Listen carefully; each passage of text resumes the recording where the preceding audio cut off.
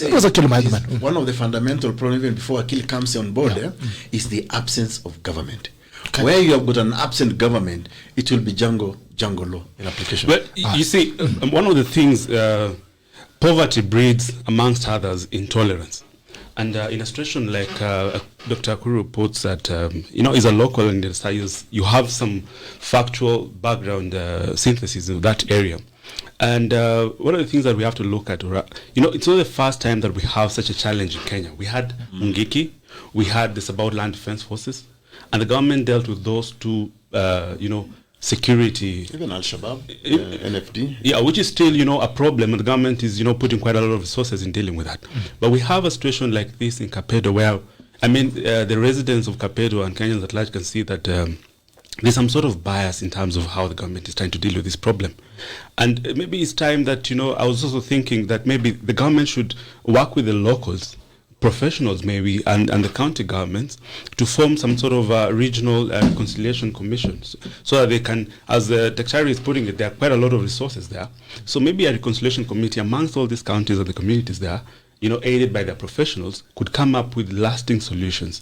Because I think when we go a year in terms of, taking away guns and asking locals to return the guns, and then in 2 years, they have the guns, somehow they already, they get to procure the guns and they go back to the battle and they kill each other. So maybe it's time that there is a permanent solution that cuts across all the communities. And one of the first things that they could do to actually, improve the economy of that area and the locals is to have some sort of a reconciliation commission amongst those people that can be able to suggest to both the county government and the national government on a manner in which they can create resources, create jobs, build schools, and exploit the natural resources there, so that maybe there's going to be a lasting solution. Because, when people are idle and poor, they're bound to think along the lines of, fighting for their resources, cattle rustling. I saw Honorable Moses Kuria calling it a Pokot terrorism. So you see, there are different perspectives as to what really is the cause of the problem, and the best medium to establish the real cause of the problem would be the government. Of course, working with the locals and dealing with the problem. I don't think the government is unable to deal with it, as it were. So I think it's just a question of the willingness and the dedication of the government to deal with this issue once and for all. But by the way, just for the record, some of the richest people in this country, actually the millionaires, are actually from the pastoralist communities. If today you are to actually quantify or to monetize their wealth in terms of the cows they have, the camels, whatever, all the cattle that they have, these are actually millionaires. So again, I will differ slightly with Wakili here. They're actually not idle. I think the fundamental problem, the way I see it, is the absence of government, or a government that is disinterested in equitably developing all the regions of Kenya. For example, just in terms of infrastructure, you mentioned oil. Yeah. When oil was discovered in Turkana in 2012, we went into a negotiation with the government, and I remember drafting a tripartite agreement between the County Council of Turkana then, Talo Oil, and the national government. And all of the issues that we put on the table as a community of the Turkana, we asked a fundamental question. If this oil was, for example, discovered in central Kenya, or in Nyanza, or some part of Rift Valley, say central Rift Valley, or Nakuru, I'm sure the community around there will be an equitable division of revenue. And we said, listen, we gave examples of other countries in the world, for example, Canada, where there's a lot of mining. And we said that in Canada, when the Canadian government discovers, for example, a natural resource, the first thing that they do is they complete what is called a community partnership agreement with the local community, the Indians. In Australia, once they discover a resource, the first thing they do is they sign an agreement with the Aboriginal, and that way you actually inculcate it. Because if this resource is found among my community, why shouldn't I be the beneficiary? And this brought up the debate around, for example, the fact that for many decades in Kenya, cash crop farming like tea, coffee, and the rest was grown in certain parts of this country, and they benefited immensely from that cash crop farming. So why can't the oil, for example, benefit the Turkana? Why can't the natural resource, which is rich in Suguta Valley, benefit the Turkana? Why can't the geothermal, prospection in Mount Silale benefit the Turkana? Because we know if this was, for example, found among the Luo community, the Luya or the Kikuyus, it will be a different debate. And you can see this discrimination of government even among the people of coast. You have and governance over a long period of time. So I still go back to the fundamental question: how present is government of Kenya in each and every part of this republic? It is absent. It is absent, which is why, education, for example, is disrupted in that part of northern Kenya, say Mandera, Wajir, and the rest, because government does not care, does not build the proper infrastructure. I mean, even if today, honestly, you have to quantify the infrastructure that has been built by this Jubilee government in the last 10 years, you can for sure say without any fear of hesitation that it's been concentrated on certain parts of this country. That is discrimination, and this is what builds bile between communities, between regions. And this is what actually brings division in our country. And it takes you back to the fundamental question of leadership of a country. If the leadership of a country is wrong, there will be no prosperity. So leadership is supposed to steer a country to a certain level of prosperity. This isn't happening in our country today. The choreography is about bringing a couple of tribes together. We control power. Theft goes on. Those communities benefit. And again, like Wakili Kibet said earlier, go to Kibra, Madare, go to Korogosho. You will find all tribes in this country suffering, masafaras, in that same environment. Yet you will hear during electioneering time ati mtu wetu lazima aingie bunge. Hii ujinga sijui tutawacha lini kama Wakenya. Even as you look also at the Kapedo issue, there's also another issue that really come up. Security officers are continuing to die. Yes. They've been killed, and they seems to be having a problem, a real difficulty in operating in that terrain. It has almost exposed underbelly of our security forces, like they are not really equipped. Last time they were there, they were also overpowered by the. But I'll just give you an example. Last week, you have 60 armed bandits surrounding a GSU camp in Kapedo, and I remember speaking to Chief Inspector Maina, and he was telling me, "EKURU, what could we have done?" You can see these 60 guys. These are guys who are ready to die and willing. And they are surrounded, basically surrounded. Is the government admitting that they were unable to deal with the bandits? Completely. That's an admission. Yeah. And now, Daktari, I might be forced to ask him a few questions. Yeah. You see, much as security is a function of the national government, and really is solely the function of, the role of the national government to ensure security. What would be the role of the county government in terms of resource mobilization? Because to some level that would, have some positive effect in terms of... Yeah, you see, Wakili, let's go back to now the constitution, the matters legal. When we wrote this constitution in 2010, there are very important articles of this constitution that can actually answer your question. Let's start from Article 6, I think Article 6 of Article 3 of the constitution, the devolution of functions and powers. It says there has to be consultation and cooperation between the two levels of government, yes. And that national organs must be devolved to each and every part of the Republic of Kenya, and that did not make any exemptions, including security, including defense. It's a national organ. But if there is a need in one part of the level of the government, it must be devolved to each and every part of the Republic of Kenya. Now, how will that happen? We go to Article 187 of the Kenya Constitution. Article 187 talks about transfer of functions between two levels of government, and that transfer can only happen if that function can be best realized in that one level, or effectively realized in that one level of government. And that transfer is not just in vain. It must come under an agreement. So you sign an agreement between the national government and the county government to say, okay, there is a serious insecurity problem in Kapedo and the Suguta Valley. National government will now sign a contract to transfer the security element, but under a contract, to the county government of Turkana. And that transfer comes with resources. That's what the constitution says. And then how do we do that? There is a cooperation and partnership between the two levels of government again, under Article 189. So it is clearly defined, Wakili, how this thing can happen. So it is stupid and mediocre of anybody, or someone even like Matiang'i, to be saying, I control the national security docket in Nairobi, but your own police officers, GSUs, in Kapedo are admitting to defeat by the bandits. And are being killed, not just admitting, they're actually being killed like dogs by these bandits. And you are refusing to cooperate effectively with the county government of Nanok, and tell Josephat Nanok, the governor of Turkana, listen, you know the local terrain, you know your people. How can we effectively help you this? We will transfer this element, it will come with the resources, and then we can end this problem. So therein lies a solution, even in our own law. But they are not doing it. It's shameful when actually police, we have normalized this thing of killing, like I was giving you a history. 2014, 25 policemen. You remember which year was it? When again, about 42. 2012, I think 2012, 42. Officers. In 2012, 42 officers, if I'm not wrong. 2012 were killed in Baragoy area. Yeah, Yes, Baragoy. yes. Yeah. Again, there was no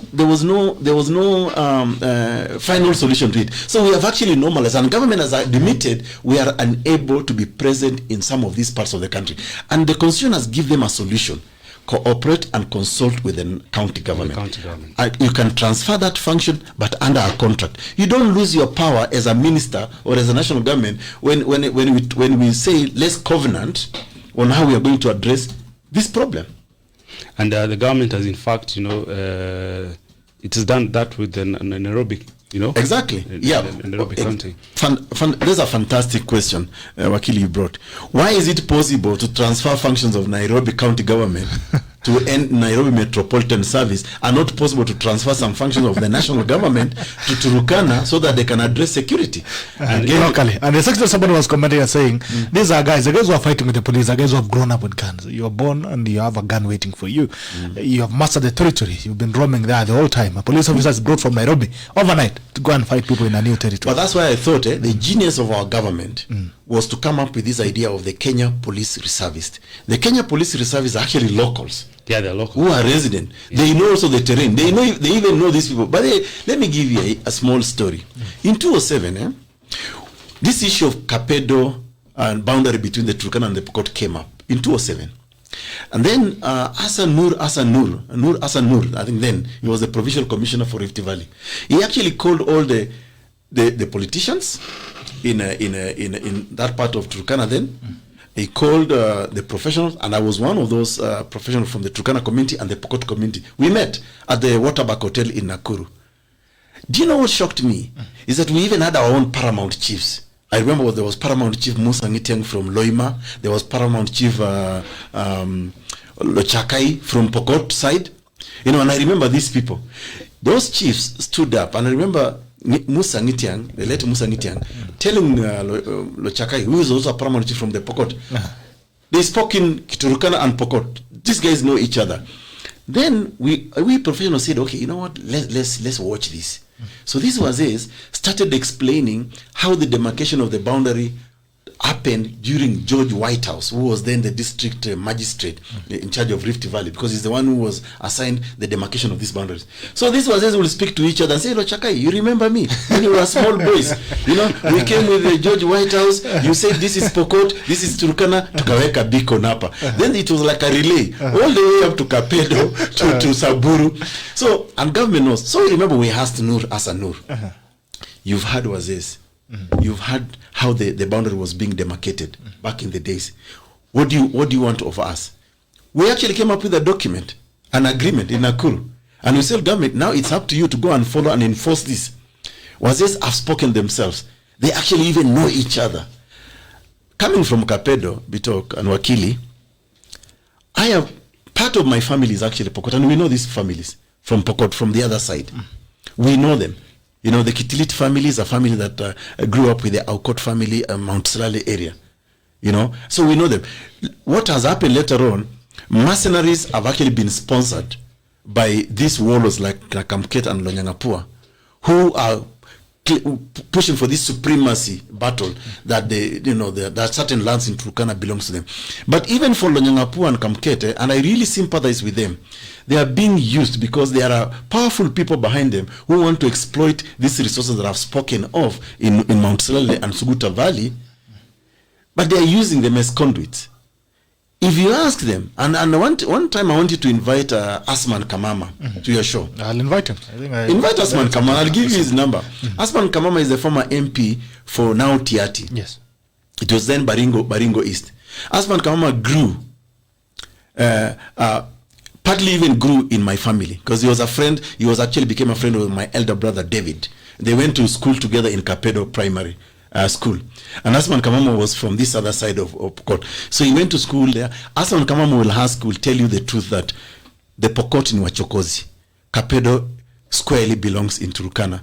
And he will never admit to the fact that Pokot can claim Turkana or Kapedo or Lomelo area. He knows these places very well. He's come to, he stayed even with my family, my brother when school closed. So there are Pokots who can actually tell you the truth.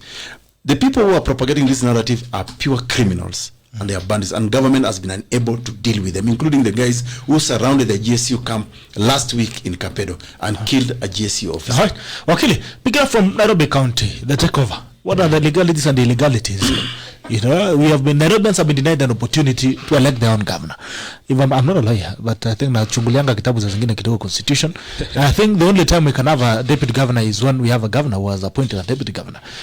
Yeah, you see, that question, there has many opinions in that, to that view, as there are lawyers or anyone, if you care to ask. But I think there's a close correlation between that question and the Kapedo issue, because I will tell you one thing. The national government introduced NMS because they thought or believed that the county government was failing.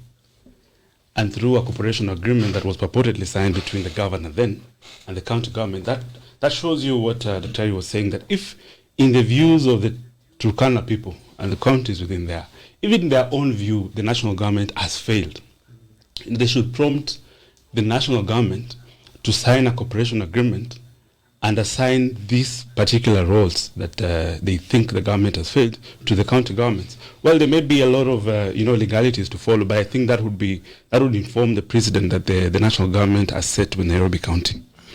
So I would, in my view, the Nairobi takeover is, I think it's a political expediency, because it started with the NMS, where the national government, according to Sonko, he said he didn't sign, or that he signed under influence to transfer some factions to the national government.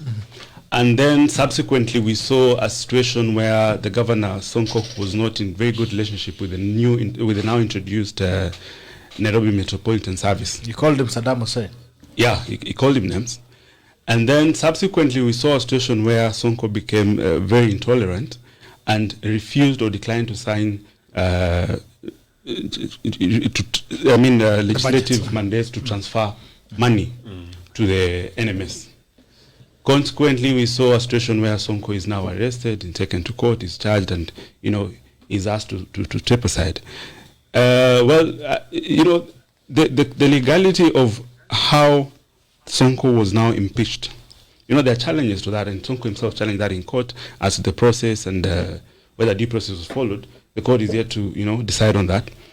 But now, when the governor was impeached, I think the operationalization of Article 182, crystallized, where we have a situation where governor has been impeached, there is no deputy governor, and by operation of Article 182, the speaker was now acting as the governor. You see, the law therefore mandates the speaker to act as a governor for a maximum of 60 days. And it mandates now the IEBC to conduct an election within 60 days. So at the time when Sonko was impeached, and by operation of law, there was no deputy governor then. And as a result, the speaker became the acting governor for 60 days. It prompted the IEBC, in fact, to gazette the vacancy, of that office. It prompted the IEBC to start preparing for elections. It even gave a date of Nairobi governor elections. And then now, shortly after that, and this is where the political coup took place, is we are now seeing an introduction of someone who, according to the speaker, says that this person was nominated by the outgoing governor as a deputy governor. And the only reason that maybe Kananu had not been sworn in as the deputy governor was because of a court case. Again, mysteriously, we saw that court case being withdrawn and Kananu being vetted. Now, the committee that vetted Kananu did so within an hour, made a report to the county assembly within another hour. The speaker was, surprisingly able to convene the county assembly to look into the report, adopt the report, and approve the nomination of Kananu.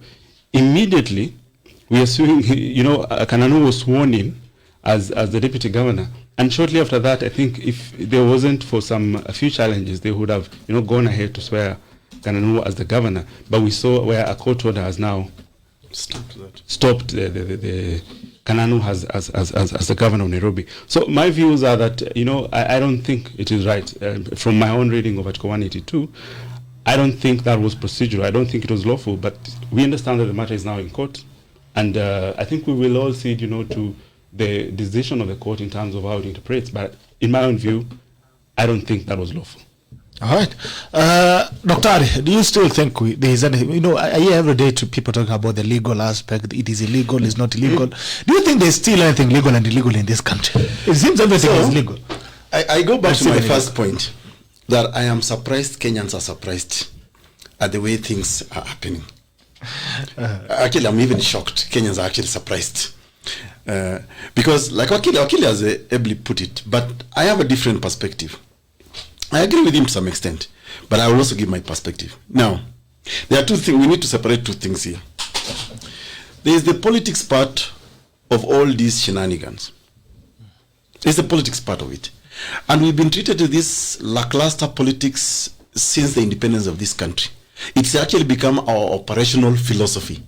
The politics of convenience, expediency, tribal politics, politics about resources. That's one. Actually, it's like Kenya is being run by two regimes.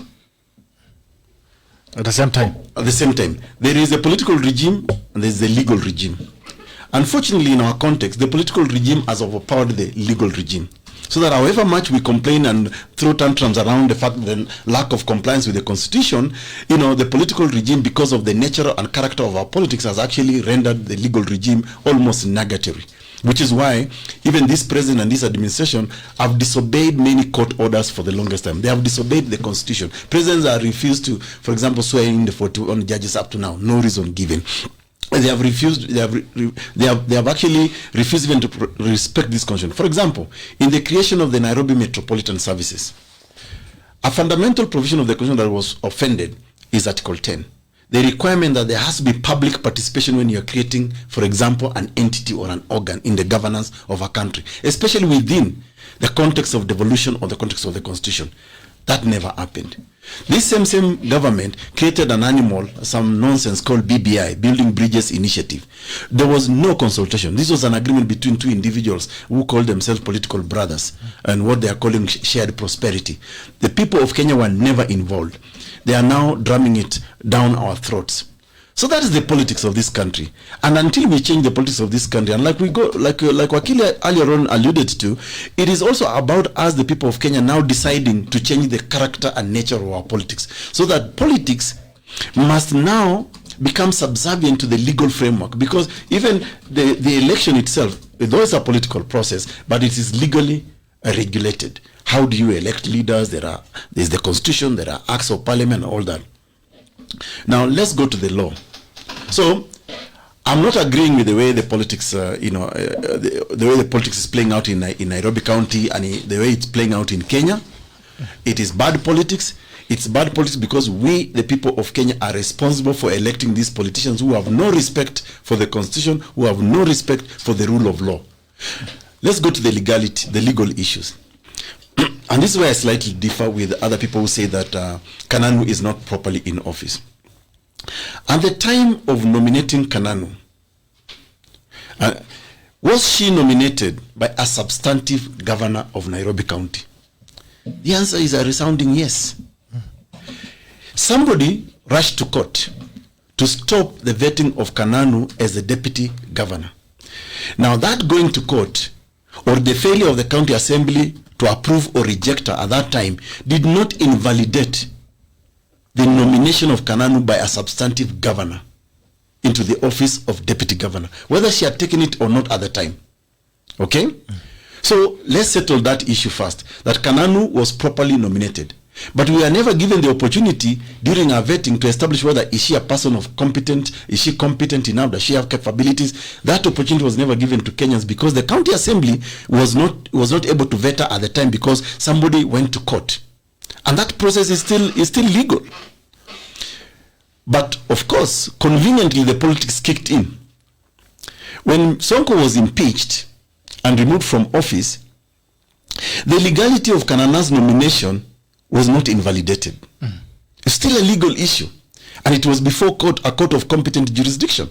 Now the petitioner later on went and said, no, I'm withdrawing my case.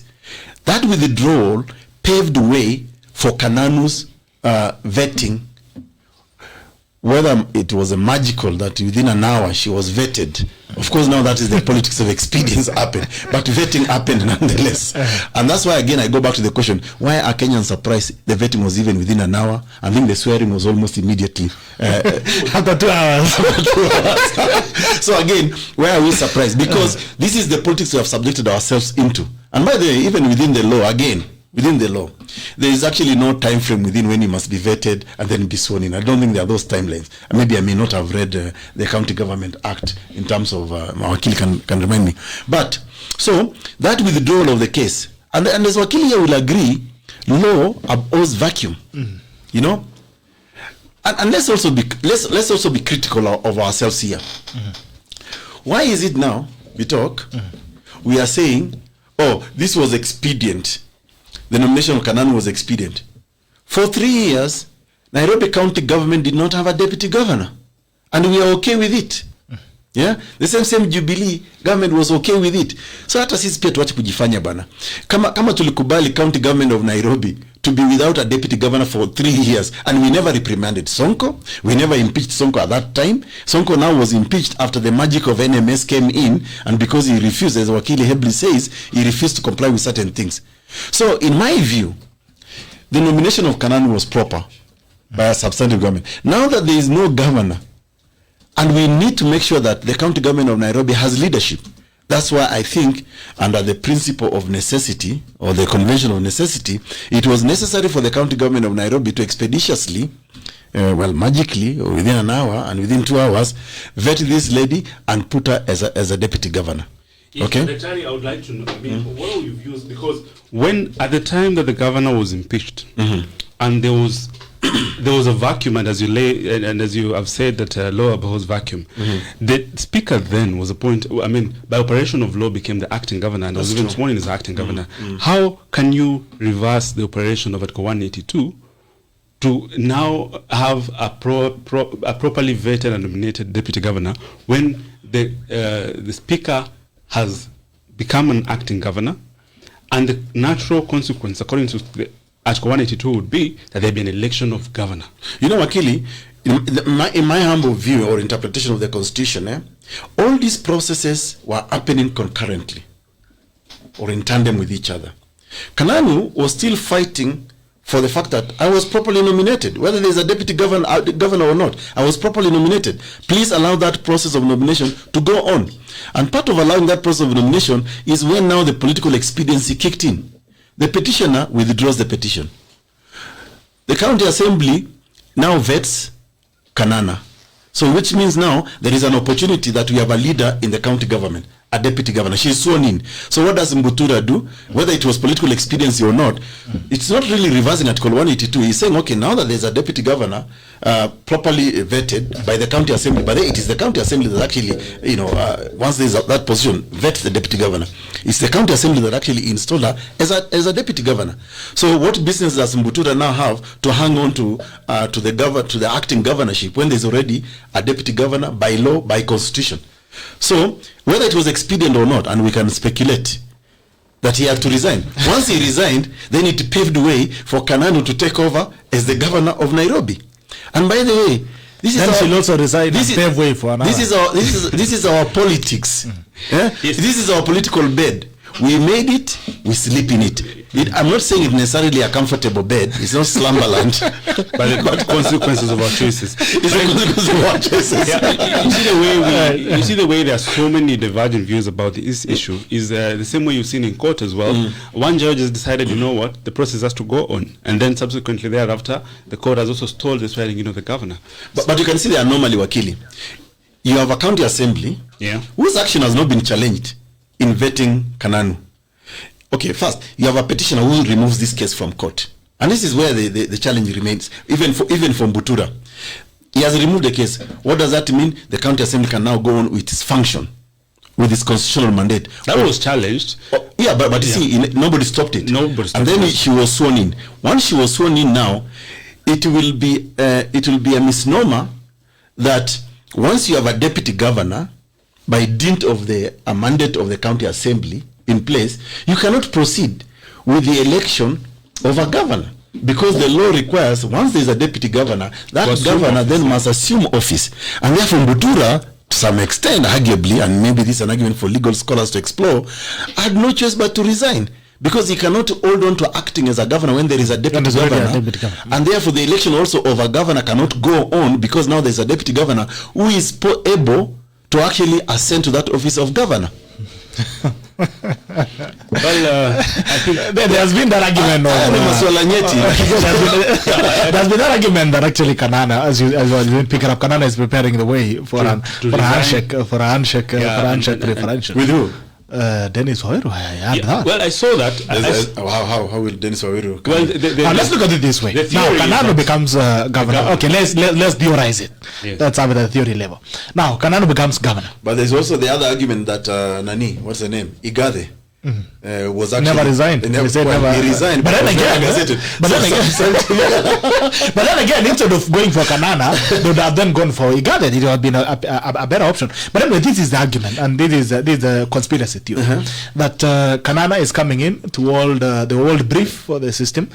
Now, after she ascends as governor, appoints Dennis Waweru, who has been blessed as an unchair candidate for Nairobi earlier. If we had a by-election, at that time, he was going to run as governor. Then she resigns. So he comes in, picks this guy as a governor, resigns, and goes back to become a CEC, where she had been invited to be anyway earlier. And now Waweru appoints a NASA or an ODM guy as this deputy, and life goes on. Well, I'm not surprised. I'm not surprised, because I'm even aware that in part of that choreography, there's a friend of mine who I will not mention here, who is interested in the governorship of Nairobi, and he was basically approached and told, we want you to be a decoy governor, so that Margaret Wanjiru becomes the governor with Dennis. Not Dennis, with Jonathan Mweke as the deputy governor. So this friend of mine refused to say, no, I'm not going to be a decoy. The whole thing was correct. That's why ODM did not want to fill in a candidate. Well, the story is that they were negotiating for a deputy governor position, because in any case Sonko was the Jubilee candidate who was then governor. And so the abstract political theory is that once Kananu is sworn in as governor, she will then appoint Dennis Waweru as deputy governor. Subsequently she would resign and leave Dennis Waweru as governor, and then Dennis Waweru would then now appoint or nominate a deputy governor from the handshake political coalition. But we talk. Let's bring in another perspective here, which is very important. The importance of the city of Nairobi.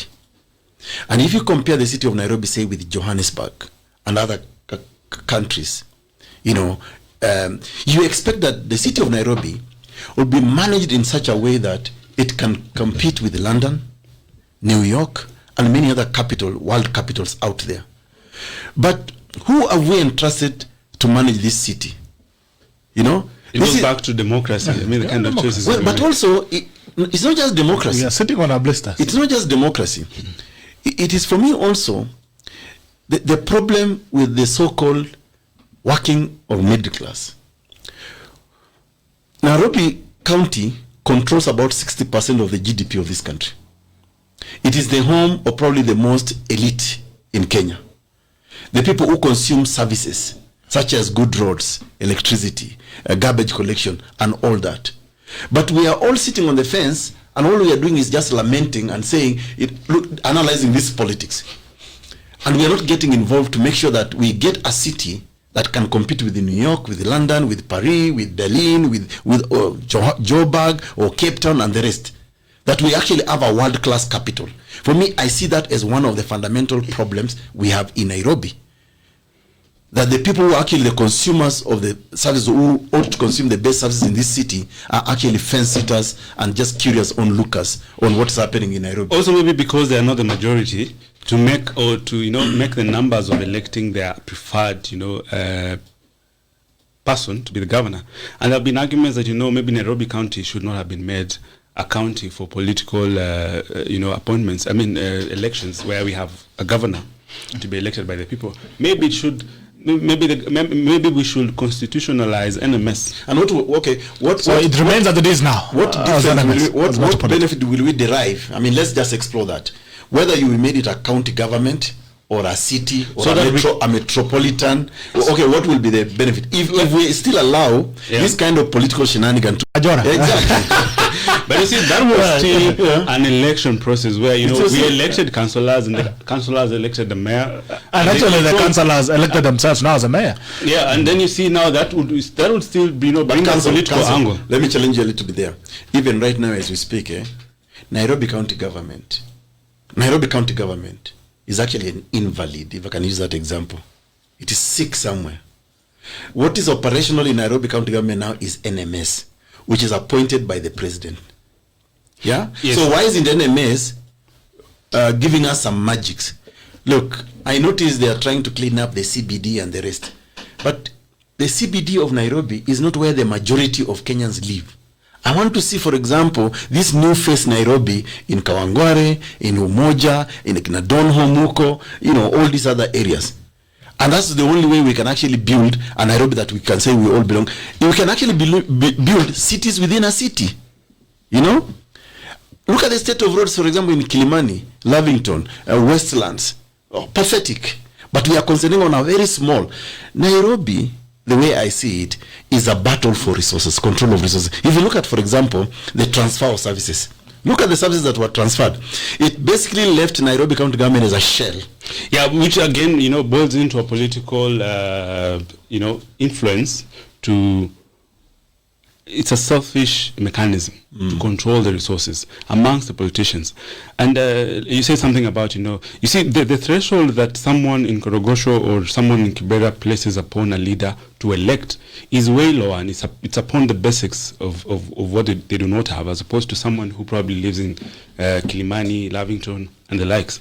Because someone in Kibera who did not want to elect Sonko because during his tenure, he was able to place a tank at his convenience, his or her convenience. Someone in Kibera would say, we have never had a toilet for the last 50 years. For the first time, we have a public toilet built by Sonko. So those are the thresholds that citizens in those areas would place upon electing a leader. And those, in my view, constitute the majority. So when we have, the elite of the society who might have, in fact, the bigger picture, as you said, to make Nairobi a competitive city, as comparative to London and the rest. Whereas we have that particular view, we also have this view of people in a society who place a very low threshold based on basics on who they should elect as governor. You see, that brings an imbalance. But and you see, Wakili, that's why for me, we cannot just stop there. We have to challenge this narrative.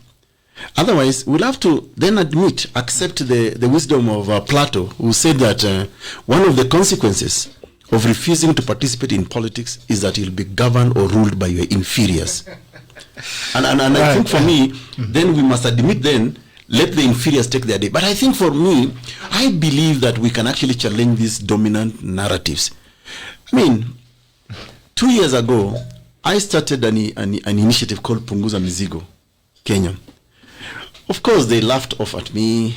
Some said, Turukana, hauna pesa, you cannot achieve this. But look, if you believe in an idea, again, if you believe strongly in an idea, like Stan Lee said when he was inventing Spider-Man, that if you believe in an idea so strongly, please don't allow any idiot to talk you out of it. And I think for me, it is time has come for us, the so-called elite in this country, the middle class in this country, to actually show leadership. Right. And we need to challenge this narrative and say, no, our constitution in chapter 6 says we must have a certain type and character of leaders.